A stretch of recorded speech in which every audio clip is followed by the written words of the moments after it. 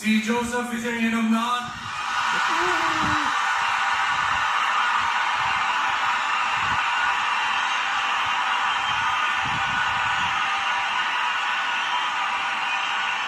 சட்டப்படி அமைக்கப்பெற்ற இந்திய அரசியல் அமைப்பின்பால் உண்மையான நம்பிக்கையும் மாறா பற்றும் கொண்டிருப்பேன் என்றும் இந்திய நாட்டின்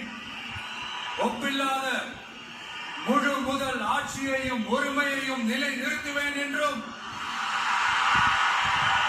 தமிழ்நாட்டு அரசின் முதலமைச்சராக உண்மையாகவும் உளச்சான்றின்படியும் என் கடமைகளை நிறைவேற்றுவேன் என்றும்